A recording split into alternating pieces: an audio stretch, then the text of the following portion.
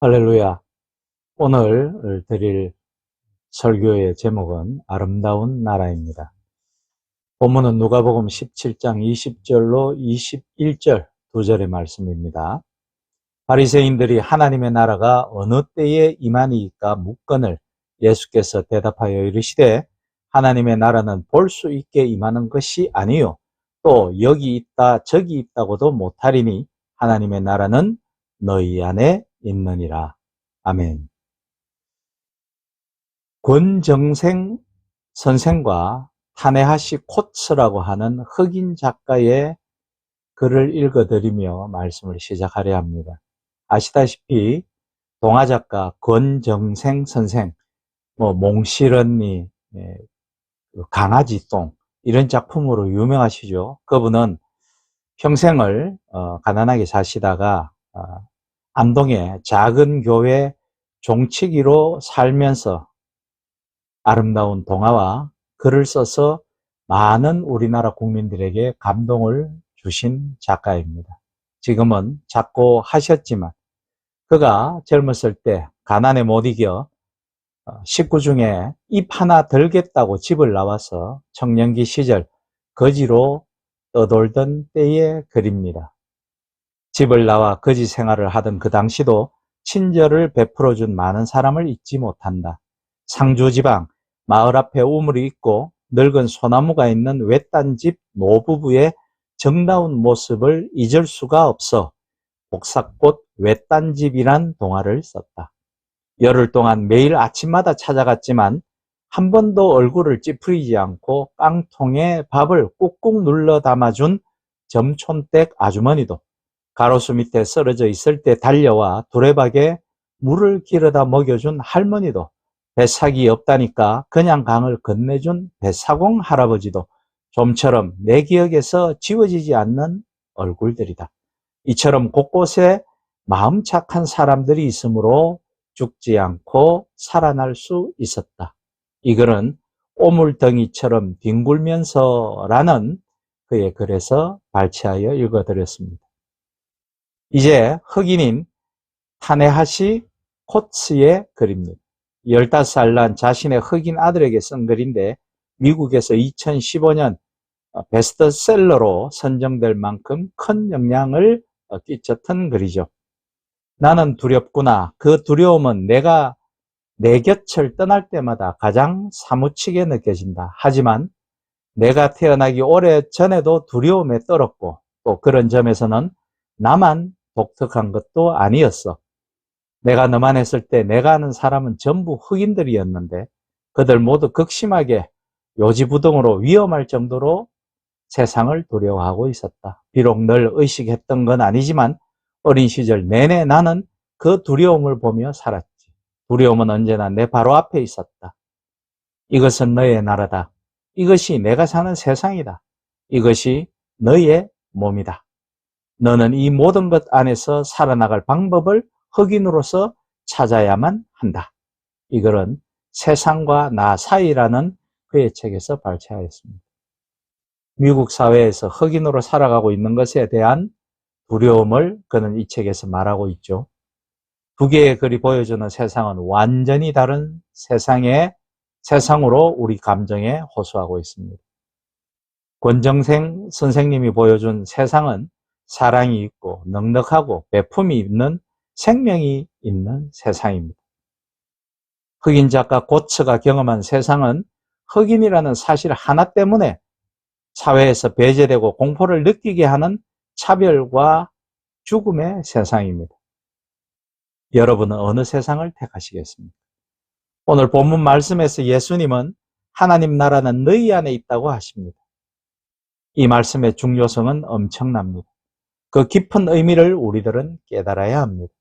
기독교인이 가져야 할 가장 중요한 말씀을 우리는 얻은 것입니다. 사사건건 예수님과 충돌하던 바리새인들이 예수님께 찾아와 묻습니다. 이번 질문은 예수님께 무언가 꼬투리를 잡으려는 질문이 아니라 진지한 질문인 듯합니다.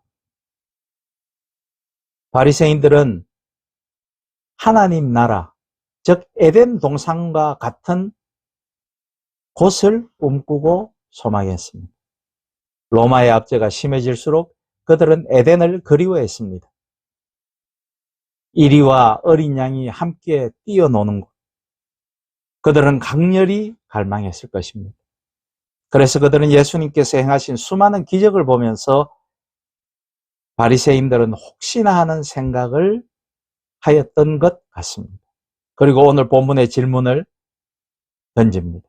하나님 나라가 어느 때 임하고 어떤 모습으로 임하는지 예수님께 묻는 거죠. 이 질문에 주님께서 주신 답은 무엇이었습니까? 그들에게 주신 답은 지금 우리에게도 주시는 답이겠죠. 하나님의 나라는 눈으로 볼 수 있는 모습으로 오지 않는다. 또 보아라, 하나님의 나라는 여기에 있다 혹은 저기에 있다 하고 말할 수도 없다. 보아라, 하나님의 나라는 너희 가운데에 있는 것이다 라고 하십니다. 하나님의 나라, 하나님이 주권을 가지고 다스리시는 곳은 눈으로 볼 수 없고 너와 나의 관계 속에 존재한다고 말씀하십니다. 이 세상에 존재하는 천국이라는 말씀입니다. 지금도 천국, 에덴, 유토피아가 눈에 보이는 나라로 존재할 수 있는 것으로 우리는 착각합니다. 그리고 갈등하고 싸웁니다. 아무리 좋아 보이는 나라가 있어도 그저 한낱 세상의 나라일 뿐입니다. 예수님은 에덴을 소망하는 바리새인들을 향해 전혀 다른 말씀을 해주고 계십니다. 그들이 바란 것은 눈으로 볼 수 있는 이상적인 어떤 체제를 기다리고 기대하고 있었는데 예수님은 그것이 아니라고 하십니다. 하나님의 나라는 내 안에, 너희 안에, 그리고 나와 너와의 관계 속에 있다고 말씀하십니다. 관계가 나쁘면 그 장소는, 그 나라는, 그 사회는 지옥일 것입니다. 오늘 우리 한국 사회가 그러지 않습니까? 교회와 성도가, 교회와 사회가, 교회와 세상이, 정부와 정권이, 정당과 정당이, 나라와 정권과 국민이 불신하고 갈등에 휩싸인 채 우리는 지옥을 살아가고 있습니다. 경제가 무너지고 정치는 혼탁합니다. 그런 사회가 바로 지옥인 것이죠. 가정 안에도 지옥이 존재합니다. 보통 교회가 하나님의 나라라고 알고 계시는 분도 있지만 그 안에 사람들 간에 너와 나와 우리의 관계가 무너지면 교회도 지옥이 될 수 있으며 사탄이 횡행하는 무서운 곳이 될 수 있는 곳입니다.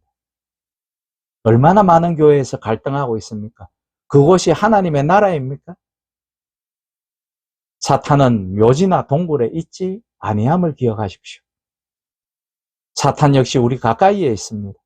헬라어로 안에는 엔토스로 안에 그리고 무엇 중에 내부에로 번역할 수 있습니다.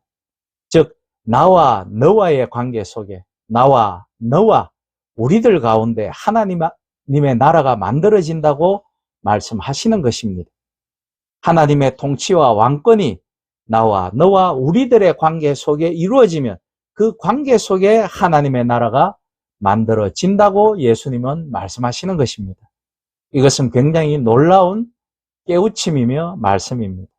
우리의 삶을 한번 돌아보십시오.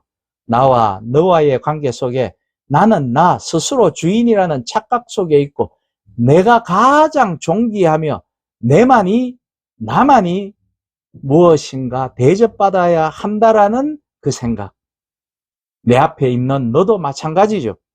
이 착각에서 벗어나지 못하면 하나님께서 개입하실 수 없고 개입하실 필요가 없는 것입니다.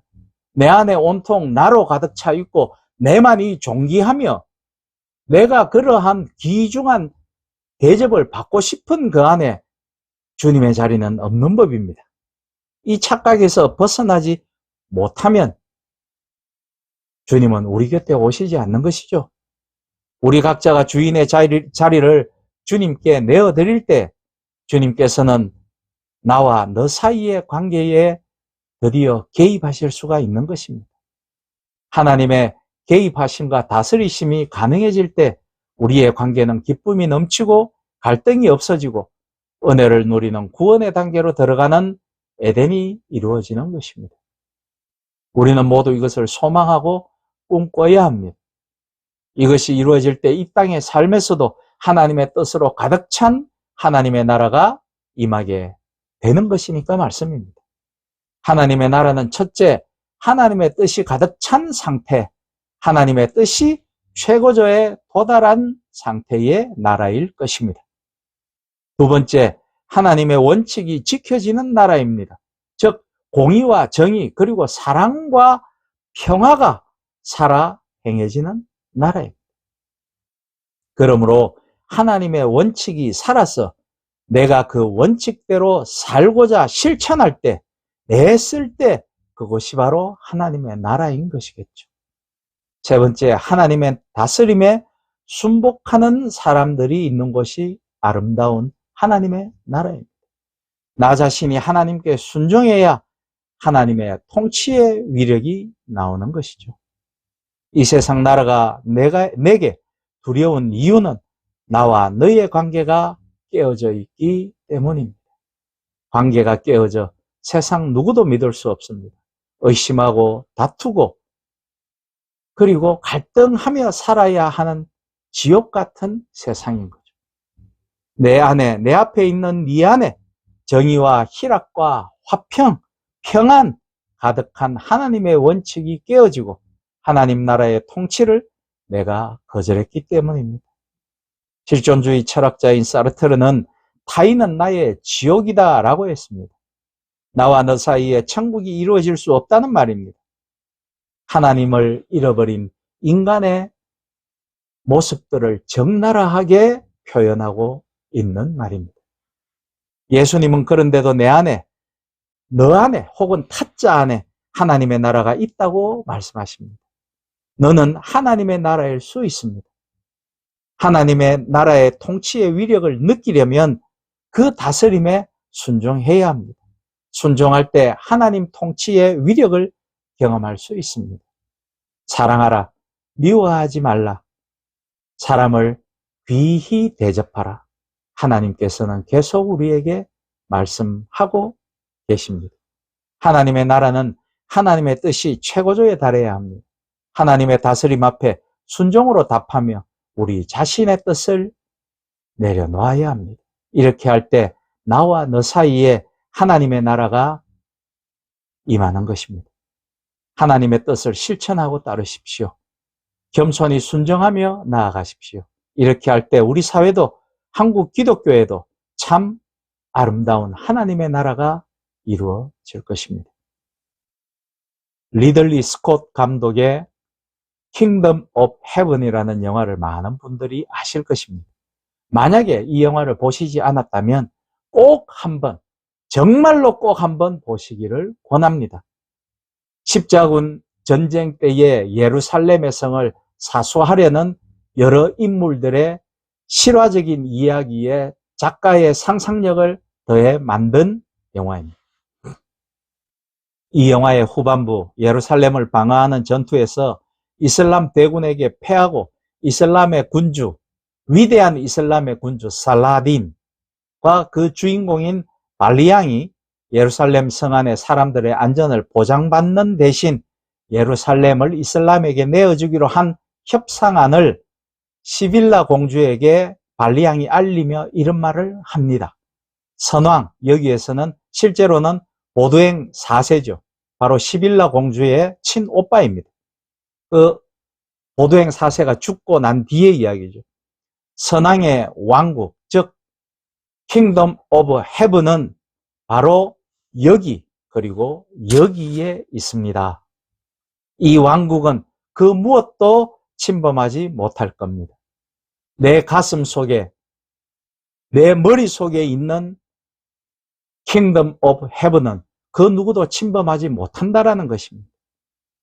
이 영화의 전체를 정의 내리는 대단한 대사라고 저로서는 생각합니다. 바로 오늘 본문의 그리스도께서 하신 말씀에 대한 깨달음의 다른 버전이라고 저는 생각합니다. 이제는 작고하신 고 이동원 선생, 가수죠. 그리고 테너 박인수 선생이 두 분이 듀엣으로 부르신 아름다운 나라라는 노래가 있습니다. 오늘 설교의 제목은 바로 이 노래 제목에서 따왔습니다. 제가 정말 좋아하는 노래입니다. 그 노래의 가사를 보면 이렇게 되어 있습니다. 아름다운 나라, 거기가 어디지? 잡히지 않고 보이지 않는 거기. 우리 손잡고 찾아갔다가 번번이 길을 잃고 돌아오는 거기. 눈 감으면 불쑥 한 발자국 앞에 다가서는 거기 아름다운 나라.